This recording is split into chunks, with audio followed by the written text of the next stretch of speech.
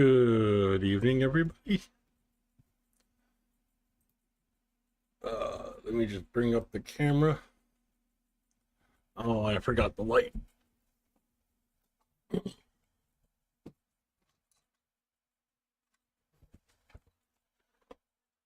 So there now, it doesn't look like I'm in a cave. Uh, hey, Gigi. Welcome to the start of the stream. Still trying to figure everything out. At least I got a light lighting my face so it doesn't look like I'm in a dark patio outside my Ukrainian apartment again.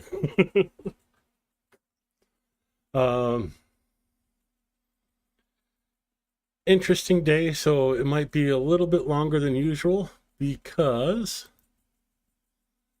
not only do I have the operation information for 10 o'clock yesterday, but they actually released the information for today. So let's go through yesterday's really quick.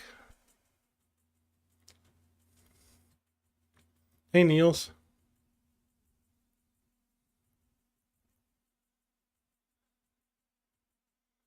For a minute there, I thought that dude's or the person's hair was coffee pouring into the cup. I'm like, what the heck? As of 10 o'clock last night, in total, 195 combat clashes took place since the beginning of the day. Ukrainian defenders continue to resolutely repulse the enemy's attempts to advance into our territory. Russian invaders launched 2 missile strikes on the territory of Ukraine using 3 missiles, 47 airstrikes using 67 guided bombs. In addition, 674 kamikaze drones and more than 3,000 artillery attacks were carried out on the positions of our troop in populated areas. In the Kharkiv direction, the enemy stormed the positions of our units in Voshansk area. Voshansk is here. Remember the day before yesterday, Pozavchora? Pozavchora. Oh shoot, I can't remember which one's the day before yesterday or the day after tomorrow. Pislazavtra or Pozavchora? I think it's Pozavchora. Anyways, a couple days ago, the attacks were here, and now up in this area.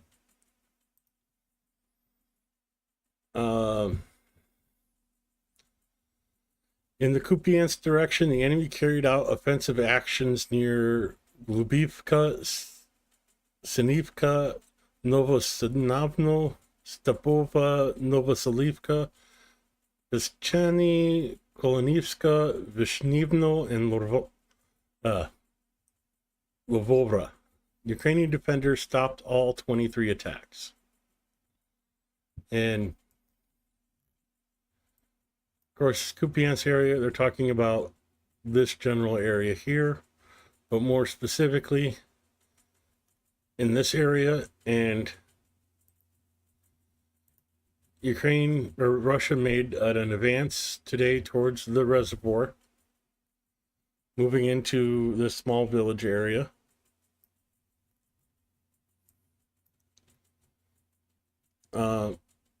With that, if they are able to hold on to that and get supplies and widen that area, this could become a very difficult area for Ukraine.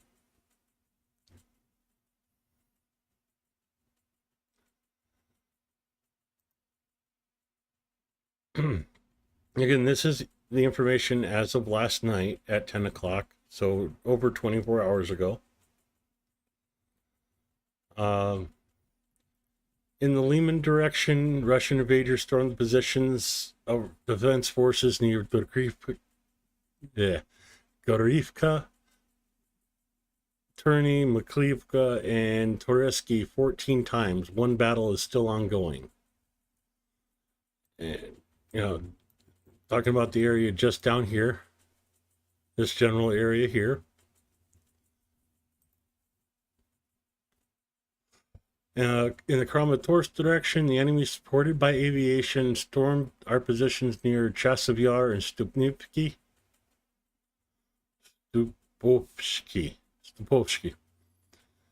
The defense forces stopped both attacks of the invaders.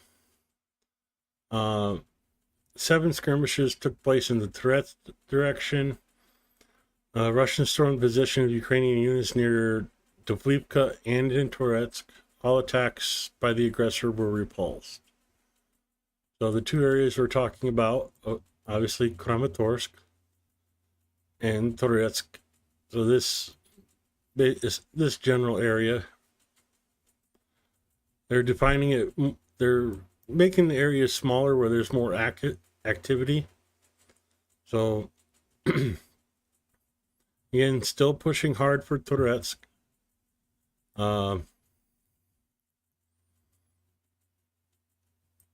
They want to push the Ukrainians out of this area, especially because the Ukrainian artillery has fire control into their supply lines here.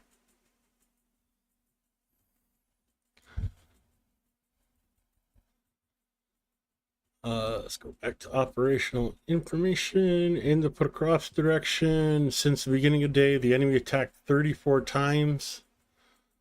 In Romanivka, Seladovo, Promyny, and Mikhailivka. Our defenders repelled 28 assaults. 6 more clashes are ongoing. Today, according to preliminary data, 220 occupiers were neutralized in this direction, 124 of them irreversibly. 1 vehicle was also destroyed. And again, this is like the danger area that everybody's been talking about. Pokrovsk, Seladov, generally through this area. In my mind, it's similar to Battle of the Bulge in World War II. Russia's pushing hard to achieve an objective, and so far they have been stopped short of that. They haven't gotten Seladov, they haven't gotten Pokrovsk, they haven't gotten Mirnograd. Kharkiv, we'll talk about in a little bit, but they haven't gotten. They've gotten these small villages. I think this is the biggest city they've gotten. Is Novohodrivka. So they don't have really anything to be proud of yet, I guess you call it. They've gotten close, but objectives are not obtained yet.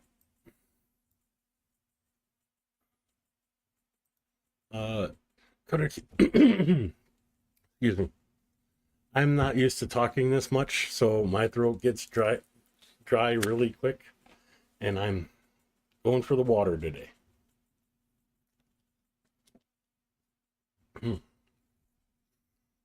Slowivo, hi. Katie, hello. Vlad, hello there. Blue, obviously. Anna, hey Anna. Thank you guys for coming. Kharkiv direction. The enemy made 55 attempts to break through our defenses near the settlements of Zeleny Druj, Novodomrivka, Hernivka, Novosolodivka, Kharkivka, Georgievka, Antonivka, Doliny, Katerinivka, Konstantinivka. That's getting better at that. 51 combat clashes have been completed. 4 more are still ongoing. So Pokrovsk, 34 attacks. Kharkiv, 55 attacks. With Kharkiv, you're talking about this area here.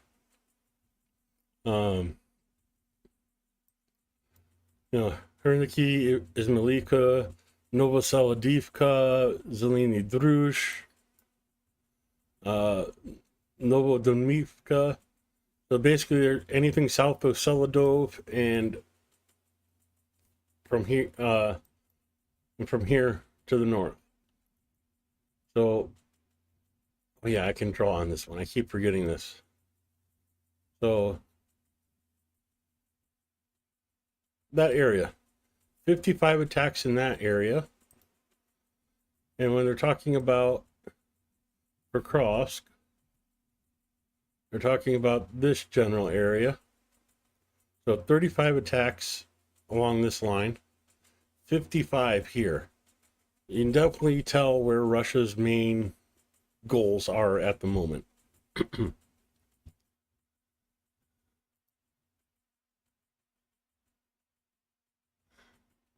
That might be me, Vlad, because I have it up on my other screen so I can watch chat, but I haven't hit the like for my own stream yet. So yell at me.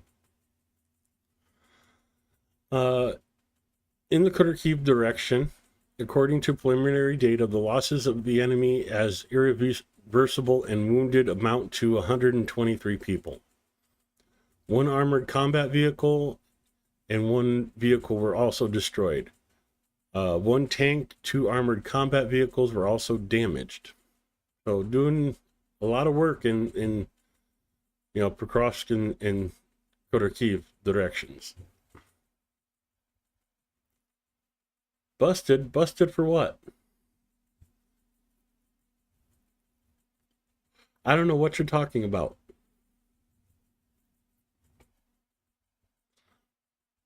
Hint, hint, wink, wink.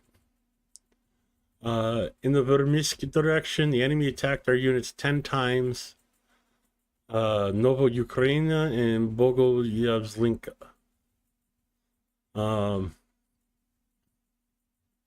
That's a lot of attacks for basically two little cities. Of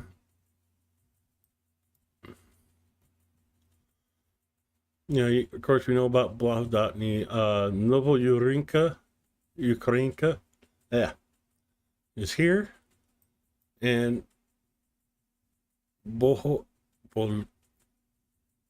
that I'm not sure if that H is actually an H sound or a G sound. So Boholivka or Bogo. Oh, yeah, H or G. I'm not sure. Hey, Sekai.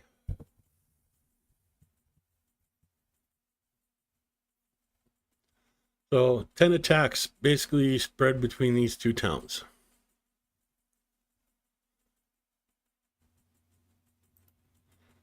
In the Orhiv direction, occupation forces once stormed the positions of the defense forces in Novodenlivka, and 6 times the enemy attacked our defenders in the Dnieper direction in vain. No significant changes in other directions. It's odd they're not mentioning Kursk at the moment. But Orhiv and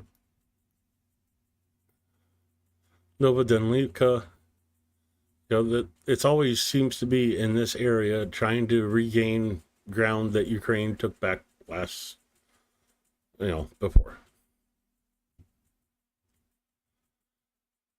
One of the hard things with this is you notice there's a Robotny here. And there's another Robotny. Oh, I just saw it, now I can't see it. Anyways, there's another Robotny up here. There's a lot of repeated village names.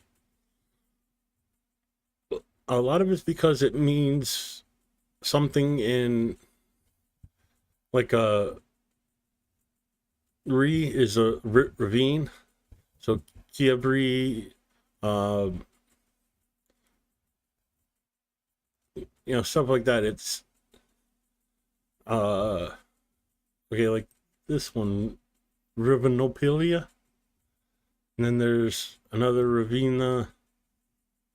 Oh great, now I can't see the other Ravina. I'm Okay, moving on. So, one attack in this area, and when they talk about the Dnieper direction, it can mean anywhere along this line, but my guess is they're talking about here in this area. Ivanica,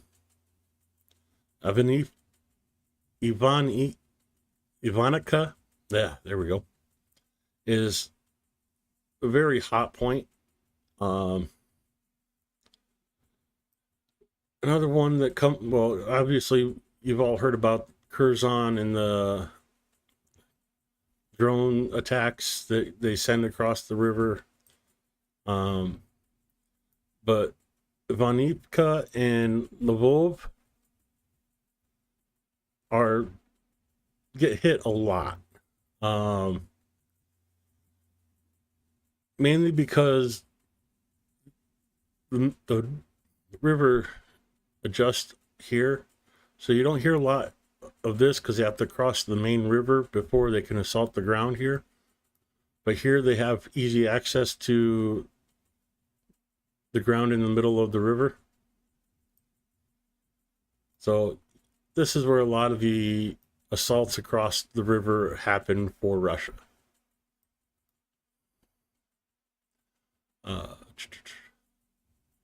Let's go back to the air raid map.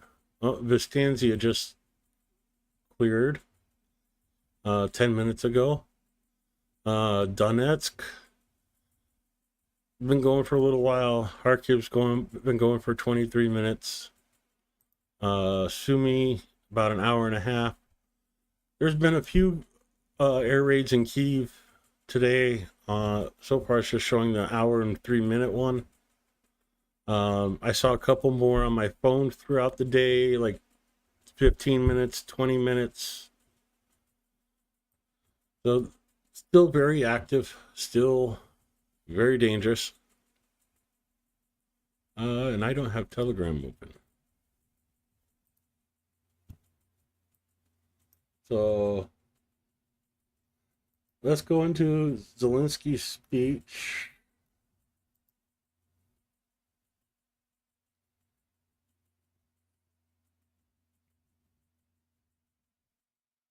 And it kind of has an important message today. Let me get this on the right screen.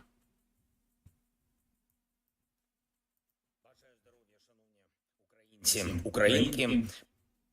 Oh. Бажаю здоров'я, шановні українці, українки. Передусім сьогодні вдячність нашій команді, яка займається обмінами, та усім українським воїнам, кожному підрозділу, які поповнюють обмінний фонд для нашої держави. Пишаюся усіма вами, дякую вам за допомогу у звільненні наших людей з російського полону.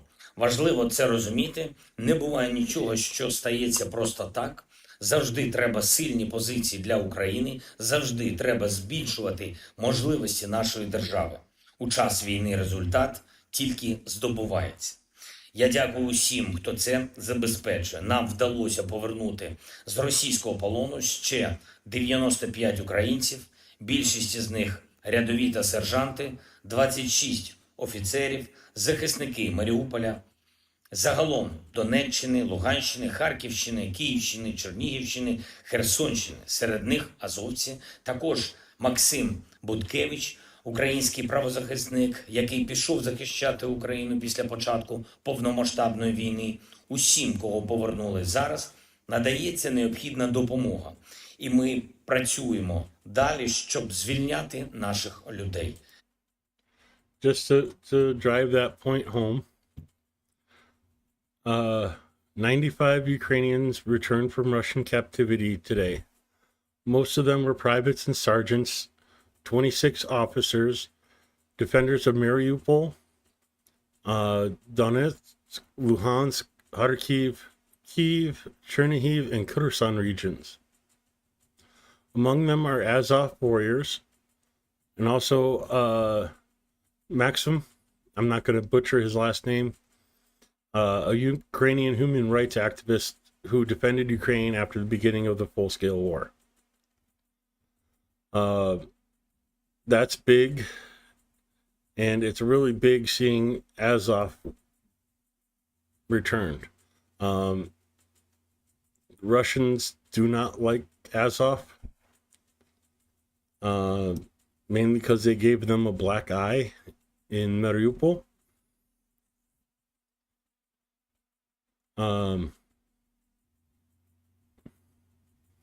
So it's good seeing them return and continue the speech. Військових і цивільних. І це дуже складний процес. Але чим більш результативні ми будемо на полі бою та в дипломатії, тим швидше ми зможемо повернути також інших. Ми з'ясовуємо долю кожного і кожної, хто може бути в полоні. Дуже стараємось повернути всіх. Дякую Збройним силам, Службі безпеки України, ГУР, Офісу, МВС, омбудсмену, координаційного штабу, усім, хто залучений, хто допомагає. Також дякую нашим партнерам, тим країнам і лідерам, які посилюють наші позиції в цій роботі. І завжди, коли є така можливість, ми говоримо з лідерами під час візитів про те, що українці мають бути вдома всі, хто захоплений Росією. Сьогодні зустрівся з міністром закордонних справ Франції. Зустріч саме така, як потрібна. Я вдячний Франції, президенту Макрону, всьому суспільству Франції за підтримку України, нашого захисту. Ми провели дуже хороші, змістовні перемовини в Парижі під час мого візиту. Ми плідно співпрацюємо і заради оборони, і у політиці, і заради нашої більшої стійкості України та всієї нашої Європи. Я вдячний Франції за підтримку плану перемоги, пунктів, які дійсно можуть наблизити реальну дипломатію та справедливий мир. І будемо вдячні Франції за роботу з іншими нашими партнерами, щоб було це спільне бачення. Бачення того, що тільки чесне завершення війни реально може гарантувати надійний мир. І ще одне. Я хочу відзначити Норвегію. Маємо цього тижня новий пакет підтримки – 260 мільйонів доларів. Пакет, що спрямований на підтримку нашої енергетики, відновлення зруйнованих об'єктів і розбудова сучасної інфраструктури. Це те, що потрібно саме зараз, перед зимою. Також є ще один крок – зимовий пакет допомоги від Нордично-Балтійської вісімки. Швеція, Норвегія, Ісландія, Фінляндія, Литва, Латвія, Естонія, Данія. Дякую. Є також цього тижня нові вагомі рішення в санкційних проявах проти Росії та її спільників. Санкції Британії проти російського тіньового танкерного флоту. І треба значно більше тиску світу проти Росії на цьому напрямку. Тіньовий флот танкерів допомагає Путіну фінансувати війну і терор. І окрім цього, створює глобальну загрозу безпеці всіх країн, чиє узбережжя та море можуть бути забруднені через експлуатацію таких танкерів. Я дякую кожному у світі, хто це розуміє і намагається убезпечити людей та країни. І ще цей тиждень дав Україні нову двосторонню угоду щодо безпеки. Підписали ми її з Грецією. Загалом наша архітектура безпекових угод розвивається, стає більшою, але це завжди дуже конкретні угоди. І важливо реалізувати кожен пункт. Ми працюємо над цим. Дякую всім, хто з Україною. Слава нашим людям. Слава Україні. Героям слава. Бажаю здоров'я. One thing I want to talk about, and it hasn't been brought up in a while, is talking about Russians' oil fleet. What Russia's been doing is they have some big oil tankers lashed together out here in the sea. And they've been running smaller, like ferrier oil ships from Novorossiysk, running it out to the sea, transferring the oil to these like 5 or 6 oil platforms basically tied together. They've also been doing it from Baltic, running the small tankers out here, refilling this barge fleet basically, and then selling the oil, transferring the oil from the barges to larger tankers that can go around and sell it to India, sell it to China. And it is very dangerous because one storm hits that flotilla they have out there, and the entire coast of France, Spain, Portugal, United Kingdom, Ireland, that's all going to have oil washing up on it. It's a natural, or I shouldn't say natural disaster. It's an ecological disaster waiting to happen. It's not a matter of if, I think it's a matter of when. And that's how Russia's financing the war. Head over to the news really quick.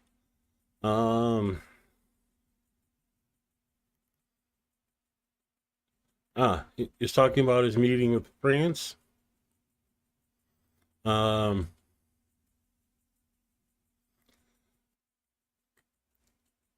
a lot of support coming from France right now. Child rehabilitation centers in Ukraine.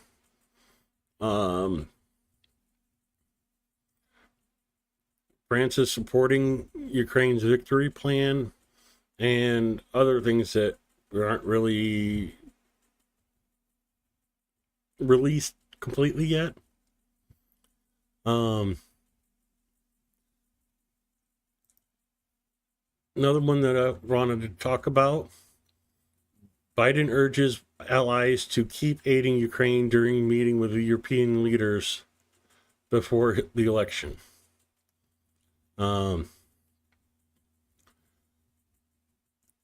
Biden said it was important for Ukraine's Western allies to sustain our resolve in supporting the country that he met Friday with European partners, with the upcoming U.S. presidential election casting a long shadow over his visit to Germany. Biden met with Scholz, Ukraine's second biggest military supplier after the U.S. They were joined by Macron and British PM Starmer for the discussions. They also talked about Middle East, other stuff, but good on Joe for asking to everybody else to step in where we might fall off if a certain orange man's elected.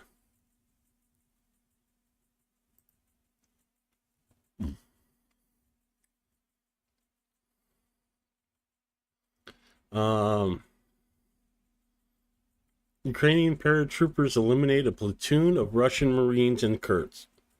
Okay. This is the other one I wanted to bring to everybody's attention. From Forbes, a pair of Ukrainian tanks engaged a speeding Russian armored personnel carrier at point blank range, 50 feet or so. How's that for up close and personal?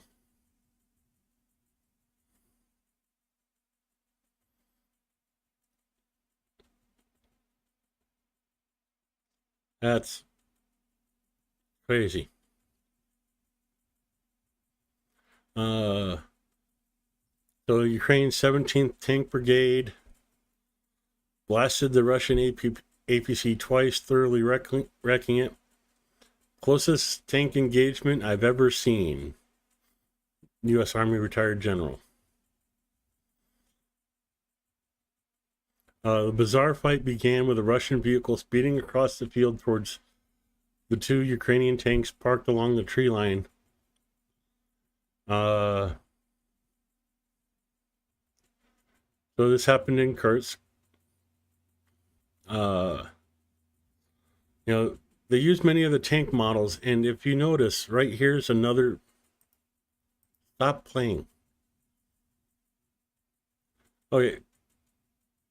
There, you notice another APC is just sitting there.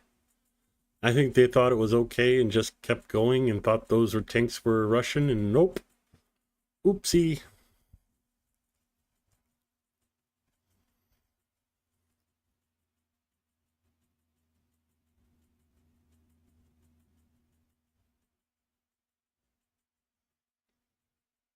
We're down to here in South Dakota, it's about 289 a gallon. And you have to remember, I think it's 3.8 liters to a gallon. Of course, still making news is Trump blames Zelensky for the war in Ukraine. Yeah, I don't know where he gets his information from. And like I said yesterday, if anybody caused it, Trump caused this war. Trump withheld military aid to Ukraine that was promised to them because he wanted Ukraine to turn over dirt on Hunter Biden for the 2020 election. He withheld aid in 2017, 2018, and 2019.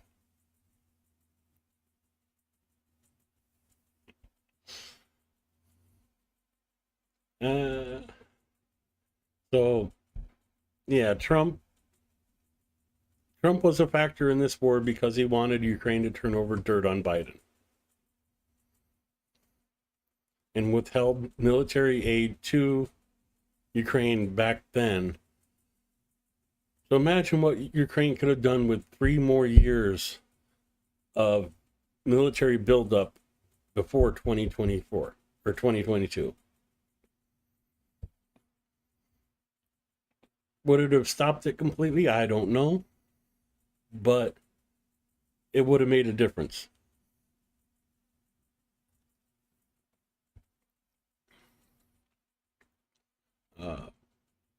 That covers most of the stuff I want. There's 2 tabs here I want to go over with, but we're going to go after. Well, I'll ask you guys. Should I cover today's 10 p.m. Operational information, or do it tomorrow?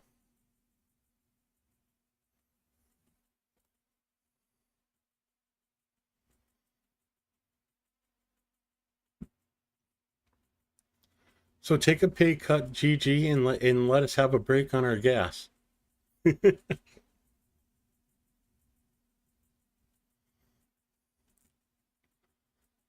Yeah, $400 million worth of aid that Trump held back because he wanted Ukraine to turn over dirt on Biden.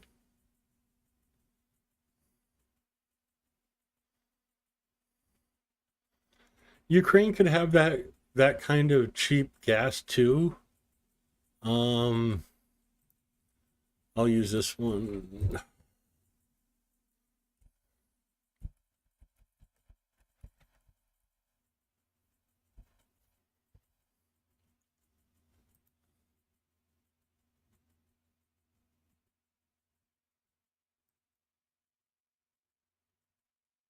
Okay, just for some context here. No, that's not the one I want.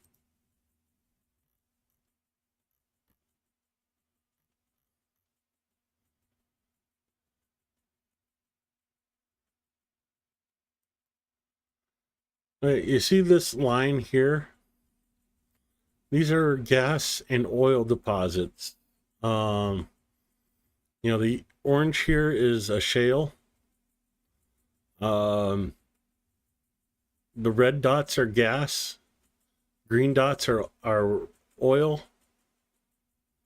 So Ukraine could be as big of a producer of oil as Russia if it could be developed. And it's kind of funny that these are the areas that Russia wants to take over.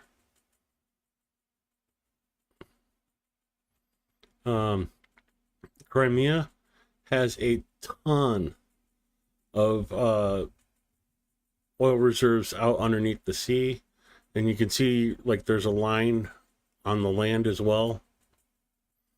This area is just too mountainous for them to effectively drill, I think. So Ukraine has oil, gas, natural resources that just need investment and need to be tapped.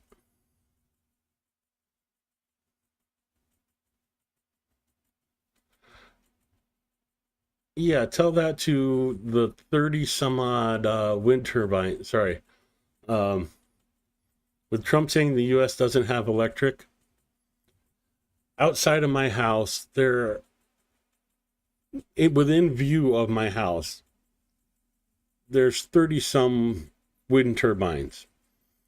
We were having probably 40, 45 mile an hour sustained winds yesterday. Not one of those wind turbines were running.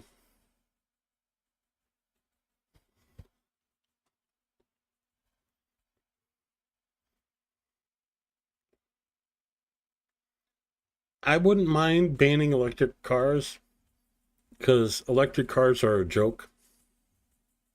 If you're getting an electric car because it's more environmental friendly, yeah, it's not. What it takes to produce the batteries and everything else that goes into a full electric car hurts the environment a heck of a lot more than a normal gas engine would at the time.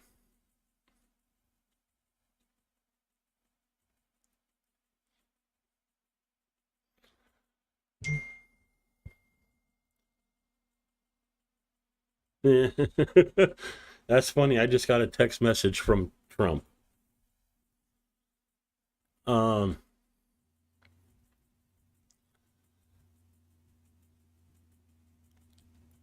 And we just don't have the materials at hand to go full electric.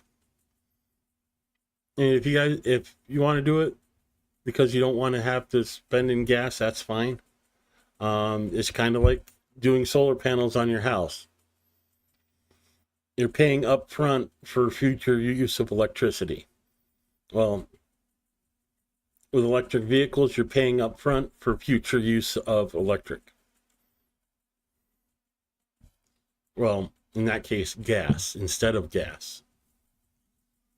But yeah, Ukraine has tons of oil reserves and could be a major producer of oil. Just to drive that home,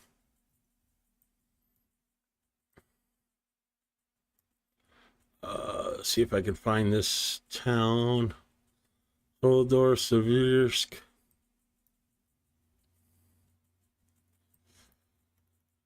This is under Russian occupation. And guess what that is? Or was, I should say.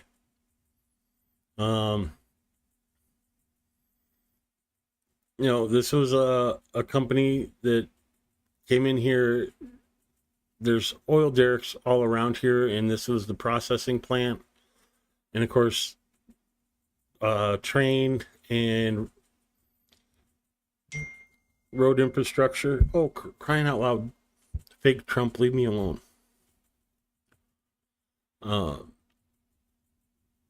Give you an idea on deep state map what that area looks like. So, Seversk, here's the oil refinery. That was one of Russia's main goals, was to take this over in 2022. They got it and they didn't get much farther.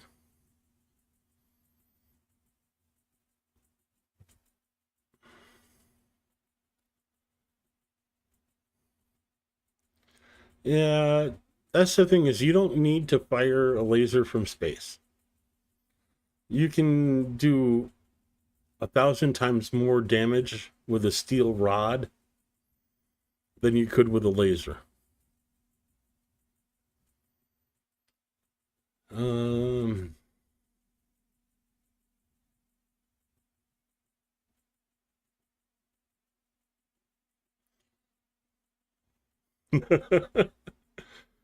The playing cards and the spokes, oh my god, that's so real. You don't, when electric cars first came out, um, a cab company where I used to live went electric, and like they had so many people get hit by the car because they were trying to flag down, they thought the car wasn't running, so they walked around it while the car was still moving forward. They just assumed and didn't look. But yeah, it's kind of but right here you see the rail lines, and these were basically installed for this processing plant. So, Severodonetsk over to Sylvansk, and Russia basically is using this as a base to hide their tanks and their people and artillery. If you look at K2 videos, you'll see this place in their videos a lot, with Russian tanks hiding in this area underneath the infrastructure for the processing plant.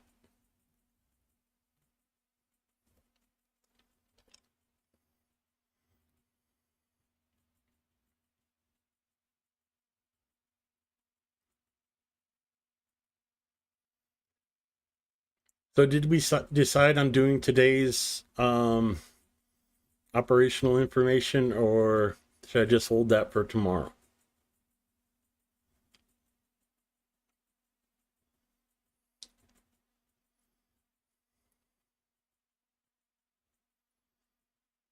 Sure, let's make Russia great again.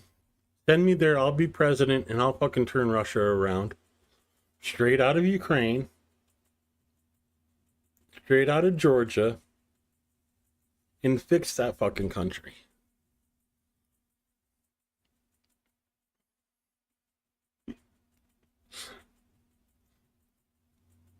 Yes, I do make the joke a lot that I'd make a better dictator than Putin, because I know economy much better than he does.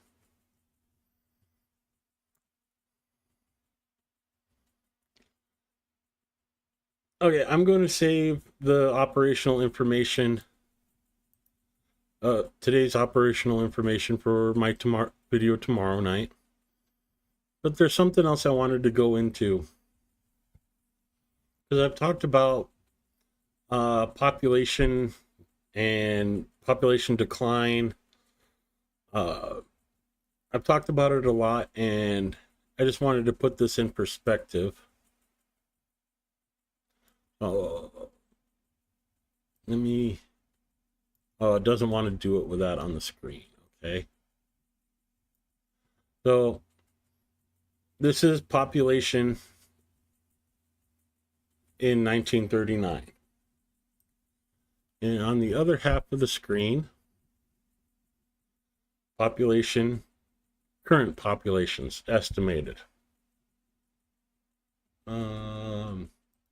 Get that out of the way. Make sure you guys are seeing what I want. Okay.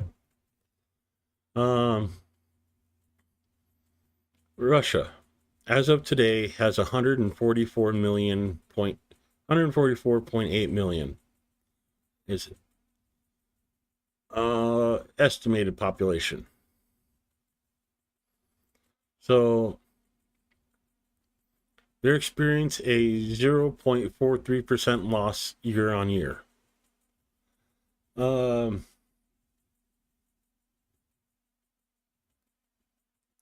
Basically, go Russia in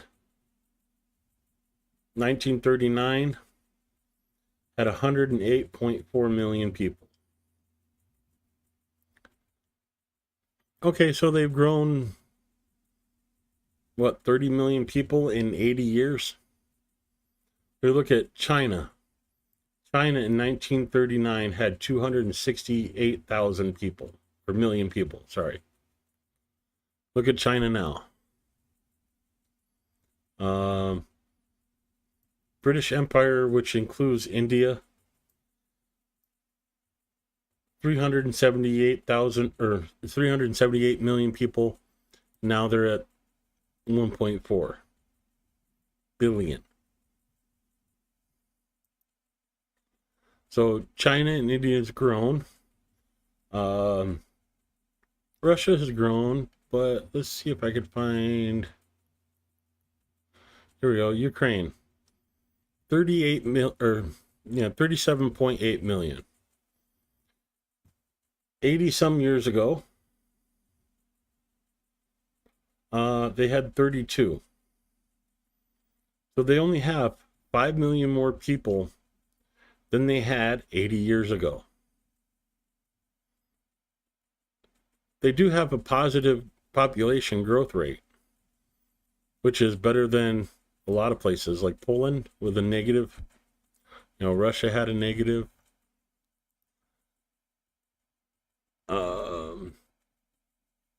Some of these places are just Moldova, negative 1%.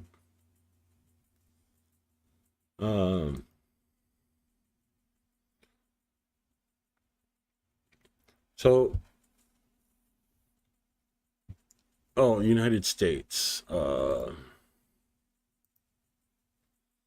United States, 1939, had 138.5 million people. We've essentially doubled, more than doubled. We're at 345 million. So we've had a significant growth rate in the last 80 years.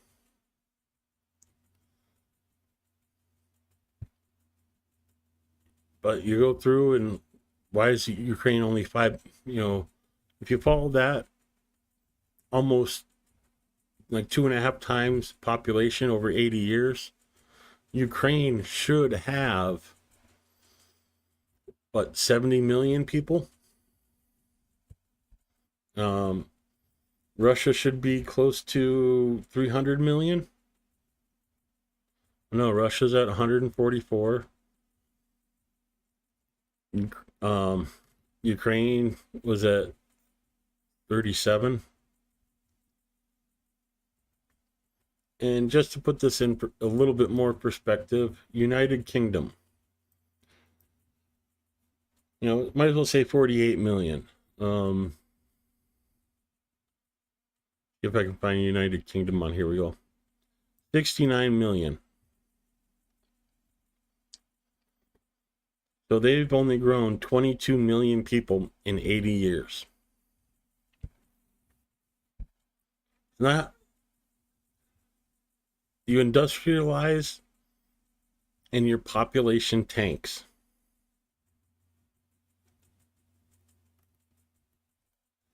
I just wanted to point that out because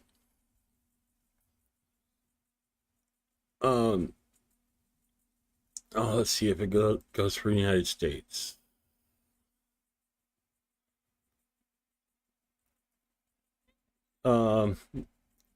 We've been flat for our growth rate has been flat and going down for many years, and it's COVID tanked it.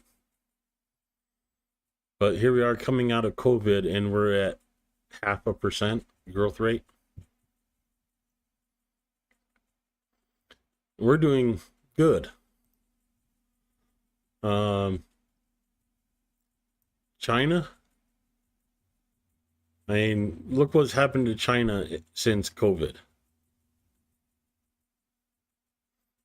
The world's population is crashing. And I don't know if that's a good thing or not. Oh, I just saw that tick up. I didn't realize they were doing like live updates.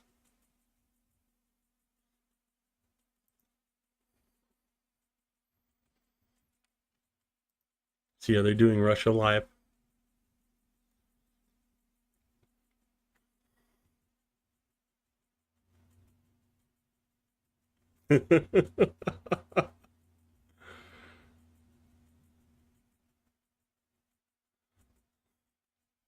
Oh, you two are hilarious. Hmm. Excuse me. Freaking throat's hurting. Russia has gone negative population growth rate so many times, it's the normal for them. And basically, their population has not grown at all since the Soviet Union broke up. And you see, in 1990, their population was 149 million, and now 145. They lost 4 million people over the last 20, 30 years. And that's only going to be exacerbated because of the war. I don't think Russia's done we'll see the real cost of this war once Russia does a census of their population after the war. Unfortunately, we won't see it till then.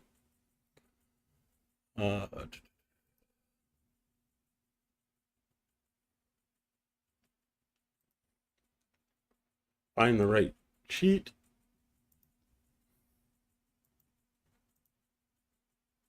New alert in Poltava.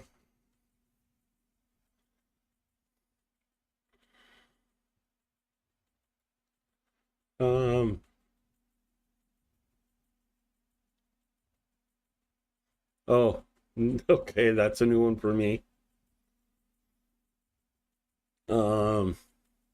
You guys did hear about the defectors already, right? Within 24 hours of them being placed on the front lines, they've had at least 18 confirmed that have defected, ran away from the military, and are not known where they're at, according to Russia. And that's officially. I wonder what the number is unofficially.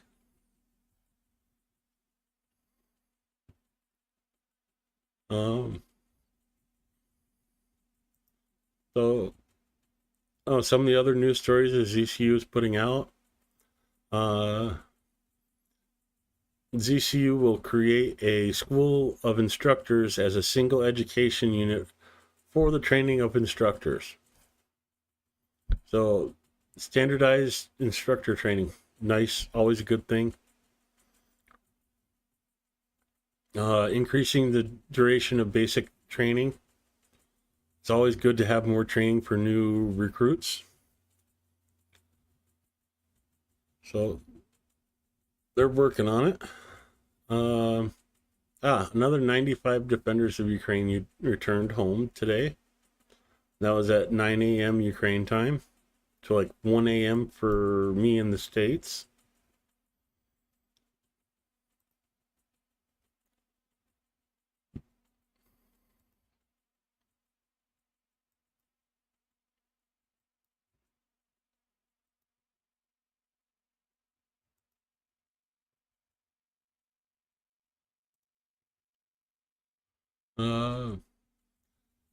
The peculiarity of this exchange is that many Ukrainians who received the so-called sentences of judicial system of the aggressor country were sentenced are returning home. So of the 95 people that were returned today, 28 had long terms of imprisonment. 20 were sent to life imprisonment in Russia. So over half, well, about half of the people that were returned today were sentenced to basically life imprisonment in Russia for defending Ukraine. That's not how prisoners of war are supposed to be treated. That's not Geneva Convention. This alone is a war crime. And there's 48 cases of it right there. Among those released from captivity were National Guardsmen, soldiers of the of ZCU, border guards, and representatives of other units of the security and defense forces. Among those dismissed, 69 soldiers and sergeants, 26 officers. Not a whole lot of information on it, but nice seeing the photos.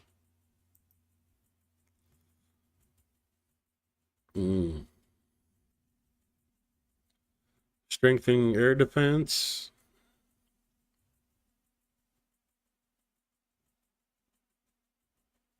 Oh, this one should be a good story to check out.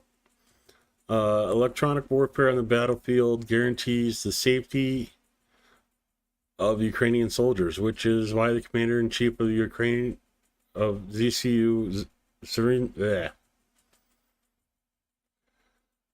identified the development of electronic warfare systems as one of the key priorities.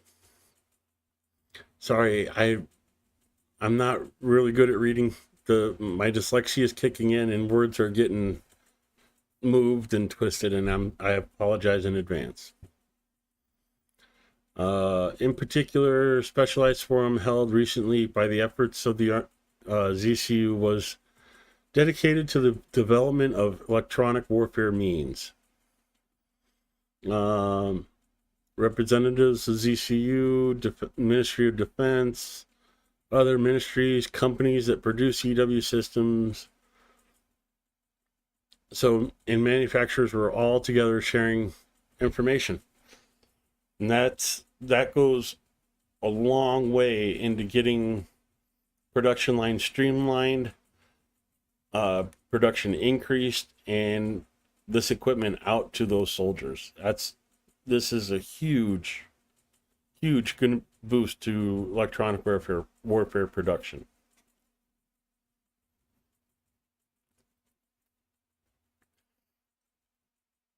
Of course, they're supporting domestic manufacturers because, well, they can't rely on outside forces to deliver what's promised.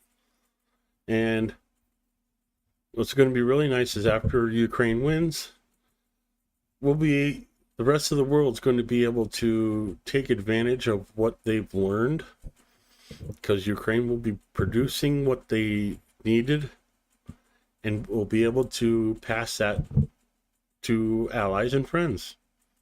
Another reason that we need to support Ukraine. President Biden, support Ukraine. Hopefully Harris will support Ukraine. I don't think Trump will if he's elected.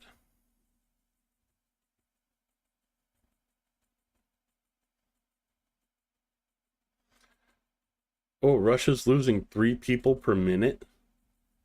That's harsh.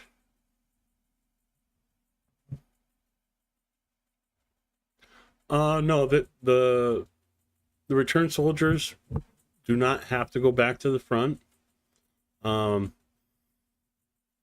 They basically go into rehabilitation and they get psychiatric evaluations, physical training because they have so much muscle loss and atrophy from basically being half starved for a year to 2 years now. Yeah, it's going to take at least a year for most of those guys to be able to function normally again, much less be able to serve in the military.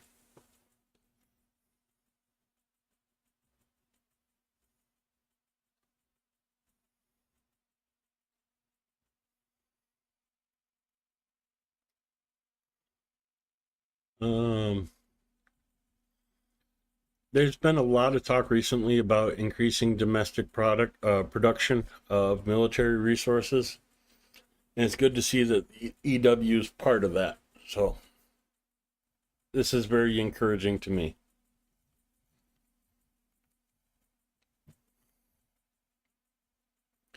Let's see what else.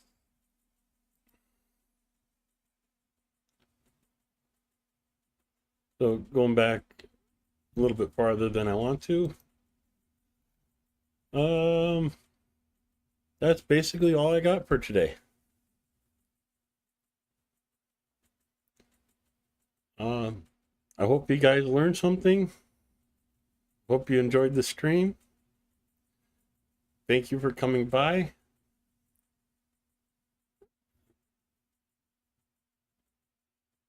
Thank you, Ukraine-Russia war. I appreciate the feedback and the encouragement. So, yeah, I hope you guys all enjoyed the video, and I'll see you guys tomorrow night. Have a good night. Stay safe, and see you next time. Hey, Andrew Young.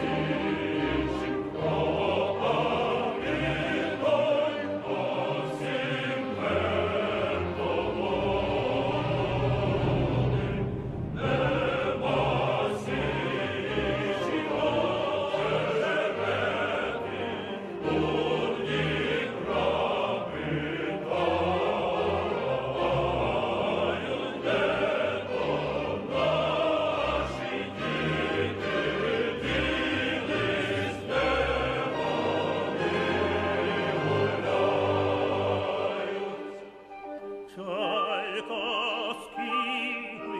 літа